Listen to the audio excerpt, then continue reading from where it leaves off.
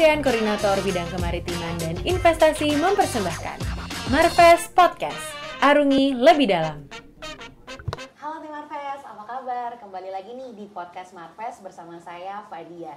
Nah, kali ini nih tim Marves, kita akan membahas salah satu topik yang cukup menarik karena kali ini kita akan ngobrolin tentang yang namanya iradiasi. Nah, tim Marves, kalau misalkan dengar yang namanya kata-kata iradiasi, itu pasti top of mind-nya banyak banget nih yang ada di kepalanya tim Marves. Nah, untuk mendalami lebih lanjut tentang iradiasi itu sendiri, kami dari Kemenko Marves akan ngobrol nih sama salah satu asisten deputi di Deputi Bidang Koordinasi Sumber Daya Maritim, di mana beliau ini sehari-harinya salah satu isu dan substansi yang diangkat itu ada kaitannya dengan iradiasi. Nah, langsung saja nih kita ngobrol yuk sama Bapak Asisten Deputi Bidang Peningkatan Daya Saing, yaitu Bapak Deddy Miharja. Nah, Bapak selamat pagi Pak. Selamat pagi Mbak Fadia, apa kabar? Baik Bapak, gimana Pak liburannya? Alhamdulillah liburan nikmat sekali. Nikmat banget ya Pak? Nikmat banget, alhamdulillah. Udah siap untuk bekerja lagi ya Pak? Dan hari Senin sudah masuk bekerja dan kita alhamdulillah walaupun WFH tetap kita bekerja. Wah, ya. Berarti tetap produktif ya Pak walaupun amin, WFH. Amin, ya. Oke, nah ini nih Pak, tim Marves ini pengen tahu lebih lanjut lagi tentang yang namanya iradiasi.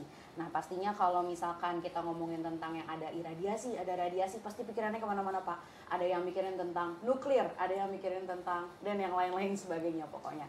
Nah kalau dari Pak Deddy itu sendiri, sebenarnya iradiasi itu artinya apa sih Pak? Ya baik, terima kasih sahabat Marves semuanya. Ini materi yang bagus ya tentang iradiasi. Saya pikir kita tidak lepas keseharian terhadap radiasi. Kenapa? Karena setiap hari kita naik kendaraan mengandung radiasi. Setiap hari kita kena matahari radiasi. Kita tidur di rumah pun ada radiasi, dengan lampu kita pakai handphone ada radiasi. Semua ada radiasi. Jadi kehidupan kita tidak lepas dari yang namanya radiasi. Nah oleh karena itu, tapi bagaimana radiasi ini ada dua. Radiasi alam dan radiasi buatan. Nah tentu kalau kita radiasi alam, ya tadi kita sampaikan, bahkan kita ini di dalam tubuh manusia ada radiasi sebanyak 25 milirem, ya itu dari karbon 14, ya itu radiasi yang ada tubuh kita. Jadi kita pakai jam tangan juga radiasi. Nah oleh karena itu kita ini tidak perlu takut dengan radiasi, apalagi ya saya yakin cuma masyarakat ya tidak ada yang paham dan tidak paham. Contoh ya salah satu ya masyarakat kalau ada kecelakaan, kepalanya berdarah sedikit, ini kan harus dicek nih. Dengan apa? Dengan CT scan, itu radiasi. Kemudian ada patah tulang, itu diradiasi. Untuk apa? Untuk tindak lanjutnya seperti apa? Apalagi kepala ini kan kalau kita lihat tabrakan orang, ini kan harus kita tahu di bagian mana dia bleedingnya. Sehingga para dokter bedah untuk tindak lanjutnya itu lebih konkret lagi. Nah itu dengan iradiasi menggunakan CT scan, gamma kamera dan lain sebagainya.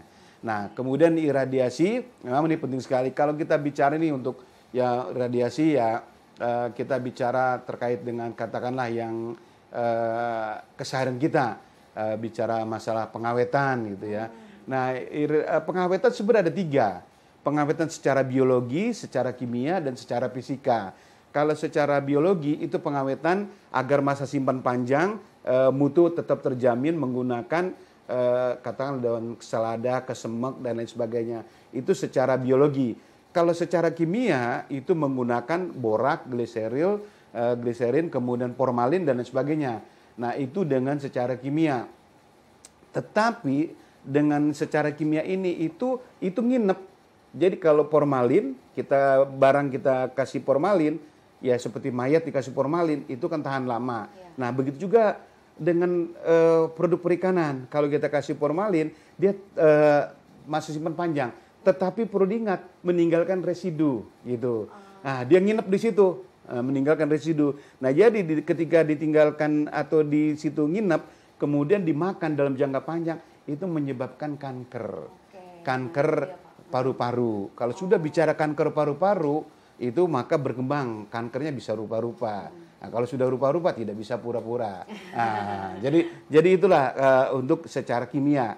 Nah, kemudian bagaimana secara fisika? Nah, secara fisika ini kalau kita perhatikan dengan iradiasi cuma numpang lewat. Tidak ada yang nginep, apalagi nginep mampir pun tidak ada. Jadi numpang lewat, tetapi di sini sudah disesuaikan. Dari hasil risetnya, hasil penelitiannya, dosis radiasinya disesuaikan tergantung target yang diradiasi itu apa. Gitu. Dan ini juga sudah ada keputusan dari Badan POM.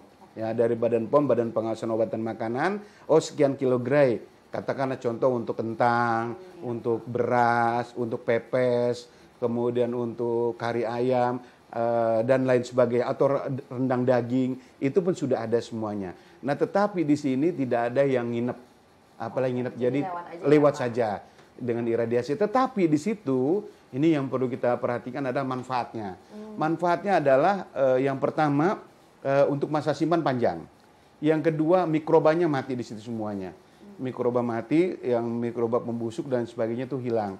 Termasuk juga kalau ekspor kita nih, mohon maaf, kita di Menko Maritim, kita nih ekspor ikan, apalagi saat ini kita sedang ramai sudah 80 kasus ya, dan ekspor kita ternotifikasi oleh Cina ya, terkait dengan ekspor kita itu mengandung katanya jejak COVID ya. Sebenarnya tidak hanya jejak COVID, tetapi juga ada salmonella dan lain sebagainya. Kecuali untuk logam berat itu tidak akan hilang di radiasi. Kalau logam berat tidak hilang, tetapi kalau salmonella, nisamin dan juga jejak COVID itu hilang dengan iradiasi. Nah, itu aman semua. Aman semuanya gitu. Berarti iradiasi itu sebetulnya radiasi itu dekat dengan kita ya Pak, sudah menjadi bagian dari manusia itu sendiri. Jadi betul, sangat betul. Radiasi dekat dengan kita, dengan manusia, karena setiap hari kita berada di bawah radiasi. Kita keluar kena matahari, radiasi. Sinar kosmik. Itu sumbernya radiasi. Nah, gitu. Kita makanan dan minuman itu pun mengandung radiasi. Betul. Jadi kita tidak lepas. Apalagi di dalam tubuh kita ada radiasi sebanyak 25 milirem. Jadi ini penting. Jadi kadang-kadang orang reaktor saja itu 5 milirem.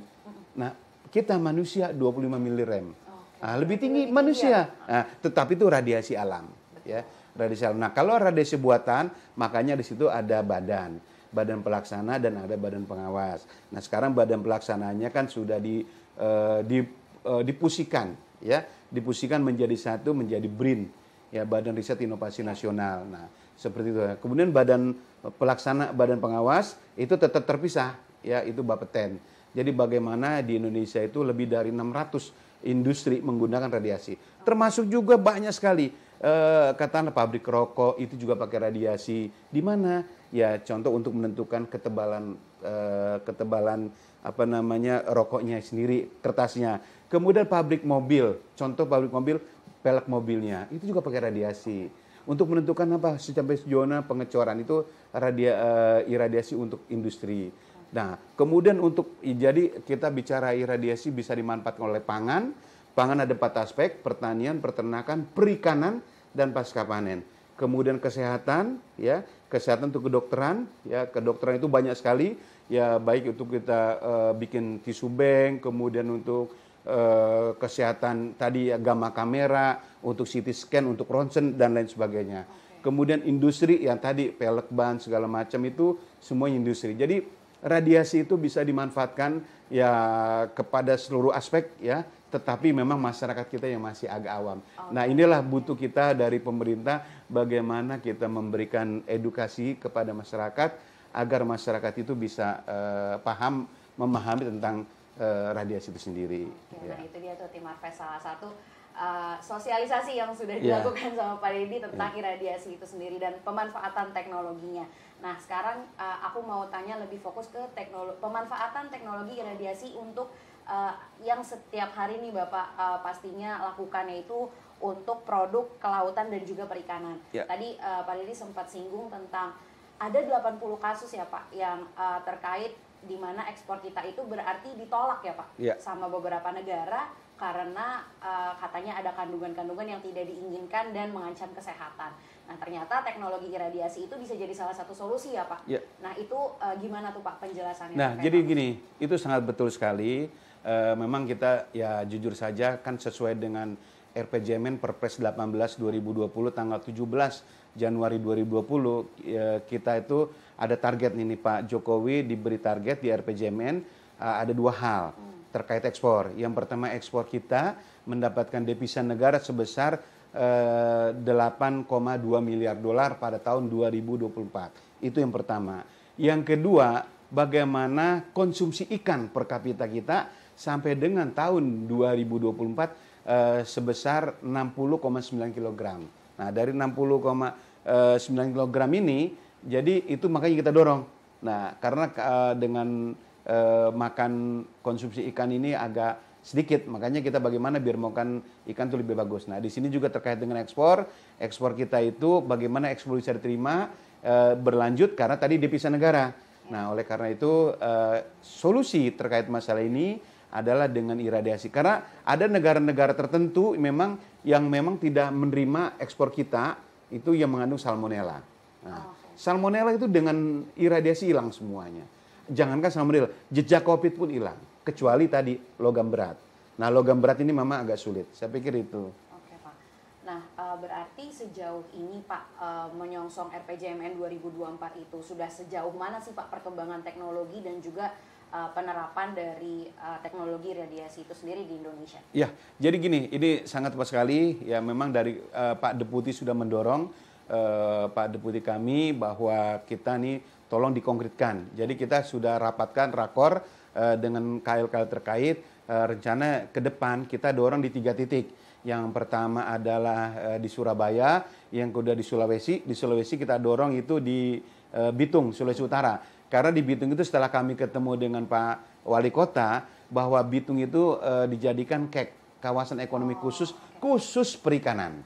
Nah, jadi, wah ini kalau bicara khusus perikanan, berarti ekspornya harus benar-benar bagus, bisa diterima. Nah, salah satu contoh agar tadi yang salmonellanya itu dan bakteri lainnya itu hilang. Nah, termasuk juga mungkin jejak COVID-nya juga insya Allah hilang. Nah, oleh karena itu kita dorong. Nah, satu lagi juga kita dorong agar implementasi iradiator itu di Sumatera itu di Medan. Jadi 3 titik ini yang kita dorong. Saat ini di Indonesia memang sudah ada. Yang tertua itu di Batan, di Pasar Jumat, itu yang memang skala lab tetapi banyak juga dipakai. Yang kedua punya swasta, itu di Cikarang. Sekarang sudah swasta murni, yang punya itu Singapura sekarang. Bukan Indonesia lagi. Nah, kemudian yang ketiga itu di Serpong 2017 diresmikan oleh Pak Wakil Presiden Pak Yusuf Kalla. Nah, jadi ini iradiasi hanya ada 3, tapi yang 1 untuk lab, yang 2 ini untuk bisnis bisa skala bisnis lah gitu, bisa diimplementasikannya gitu. Nah, makanya kita perlu dorong lagi nih. Karena kita kan target dari Pak Menteri, khususnya Menteri KKP sesuai dengan RPJMN, bagaimana penangkapan terukur. Kalau penangkapan terukur kita jaga kualitas kita. Karena kualitas itu bicara mutu. Bicara harga. Mutunya bagus, kualitas bagus, harganya juga premium. Tapi sebaliknya, mutu jeblok, harga akan jeblok juga. Nah, oleh karena itu, ini perlu didorong. Ya, ini Pak Deputi sudah memperhatikan agar kita ini bisa mendorong terkait dengan implementasi ini gitu. Oke, berarti semua penerapannya itu satu sama lain saling berkaitan untuk menuju satu visi dan misi utama itu ya Pak. Dan intinya apa sih Pak?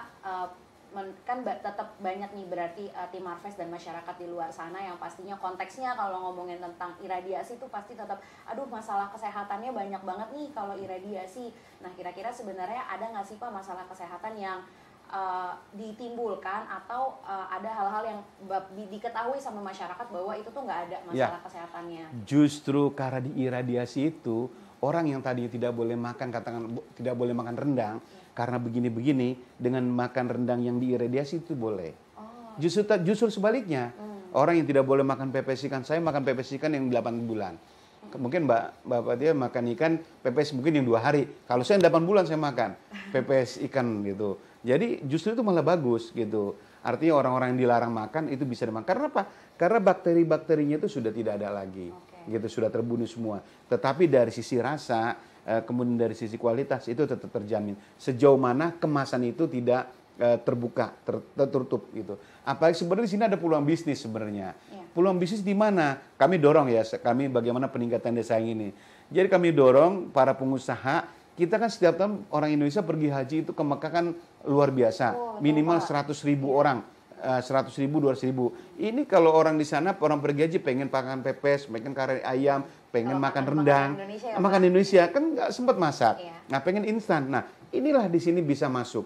Ya, dengan di makanan di iradiasi. Karena apa? Sudah siap. Bahkan ya rendangnya tuh lebih enak dengan diiradiasi. Memang sih ada tentuannya, 1 kilo daging berapa kelapanya, mungkin lebih rendah karena biar tesnya rasanya lebih enak lagi. Jadi ini sebenarnya peluang bisnis juga. Intinya gitu. lebih menguntungkan ya Pak, bahkan untuk Betul. masyarakat itu Ya, sendiri. ya. Nah, oke nih Pak, terakhir harapan Bapak dalam pengembangan dan penggunaan teknologi iradiasi ini apa sih Pak untuk Indonesia? Ya, harapan untuk Indonesia agar Indonesia bisa mengimplementasikan iradiasi lebih banyak lagi. Kalau kami kami berharap ya setiap pulau besar itu ada iradiator.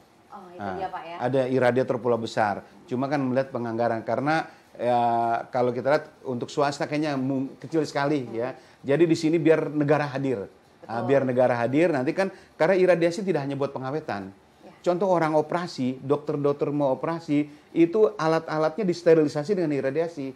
Nah, kemudian juga alat-alat kecantikan atau bahan-bahan bedak dan lain sebagainya. Atau juga ekspor dari pangan itu diiradiasi, tidak hanya ikan. Jadi multifungsi iradiasi ini. Nah, oleh karena itu memang perlu ya kita sosialisasi. Kami juga ngundang dari Kementerian Pertanian, Kementerian Perdagangan, Kementerian Perindustrian, kemudian terkait kita undang agar implementasi iradiasi ini bisa diterapkan dalam berbagai sektor. Karena manfaatnya banyak sekali, besar sekali untuk kesehatan masyarakat dan juga untuk menjaga ketahanan pangan. Di samping itu, nah bicara ketahanan pangan, contoh kalau kita simpan beras itu nggak sampai 3 bulan sudah berkutu. Betul. Nah, beras kalau tidak berkutu diradiasi. Nah, begitu juga kentang. Contoh kita di Jepang. Jepang itu di Hokkaido, di Sapporo, itu ketika musim kentang banyak, kentang diradiasi. Untuk apa? Untuk menunda pertunasan. Ketika tidak ada musim kentang, kentang yang dulu dikeluarkan tetap banyak. Ini berbagai macam. Contoh kita juga sering makan yang diradiasi. Contoh buah jeruk. Jeruk kita beli dari Amerika, jeruk Washington. Atau itu apel Washington atau jeruk dari Cina. Kan perjalanan jauh Amerika Cina kan nggak mungkin naik pesawat. Pasti naik kapal laut. Tapi kenapa jeruk dan apelnya tetap bagus? Karena diiradiasi. Nah, untuk apa? Untuk biar bertahan. Nah, seperti itu. Jadi pengembangan dari teknologi iradiasi sendiri itu adalah salah satu momentum di mana berbagai teknologi yang ada di Indonesia itu semakin maju ya Pak. Iya, nah, betul. semoga teknologi tersebut bisa diterapkan di berbagai sektor yang ada di Indonesia ya Pak. Nah, nggak kerasa Pak, ternyata walaupun percakapan kita singkat tetapi padat dan juga sangat berbobot nih tim Marves. Dan semoga bisa menambah wawasan, insight baru untuk tim Marves semua, khususnya tentang teknologi iradiasi ini. Jadi jangan takut ya Pak tentang term ataupun kata-kata dari iradiasi itu sendiri. Nah, tim Marves, semoga nih materi kita hari ini bisa menginspirasi dan memberikan dukungan untuk mendukung perwujudan dari visi Indonesia sebagai pemain utama ya Pak di perikanan tangkap global pada tahun 2024 sesuai dengan RPJMN yang tadi. Nah, tim Marves, sekian nih episode kita kali ini. Dan untuk tim Marves semua yang ingin memberikan yang ingin request tentang berbagai ide-ide ataupun substansi yang mau dibahas sama kita di podcast Marves, jangan lupa nih untuk slides to our DM di IG @kemenkomarves, dan jangan lupa untuk follow podcast kita yang ada di Spotify maupun yang ada di YouTube, dan juga follow semua sosial media kita Pak di Kemenko Marves, karena banyak sekali isu-isu dan substansi-substansi yang kita bahas dan semoga bisa bermanfaat untuk masyarakat Indonesia dimanapun berada. Terima kasih tim Marves. Ya, makasih. Kementerian Koordinator Bidang Kemaritiman dan Investasi mempersembahkan Marves Podcast. Arungi lebih dalam.